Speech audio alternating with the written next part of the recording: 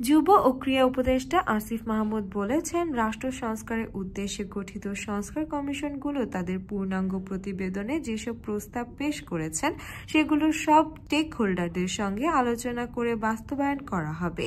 এর মাধ্যমে রাষ্ট্র কাঠামোর যে অঙ্গগুলো বিগত ফ্যাসিবাদী সরকারের আমলে ধ্বংসপ্রাপ্ত হয়েছে সেগুলো পুনর্গঠন করা হবে। মঙ্গলবার সকালে ঢাকা বিশ্ববিদ্যালয়ের আয়োজিত এক অনুষ্ঠানে একথা বলেন তিনি। তরুণদের উদ্দেশ্যে আসিফ বলেন, জুলাই গণ অভ্যুত্থানে এদেশের তরুণ সমাজ জাতি ও দেশকে একটি নতুন স্বপ্ন দেখানোর জন্য যে প্রেক্ষাপট তৈরি করেছে সেটি সফল করার ক্ষেত্রে এবং আগামীর বাংলাদেশ বিনির্মাণে তরুণ সমাজের ভূমিকা রাখার সুযোগ আছে। তিনি বলেন, প্রতিটি সেক্টরে তরুণরা নিজেদের যোগ্যতার প্রমাণ দেবে এবং আধুনিক বিশ্বের সঙ্গে প্রতিযোগিতায় টিকে থাকার জন্য তারা তাদের সর্বোচ্চ চেষ্টা করবে।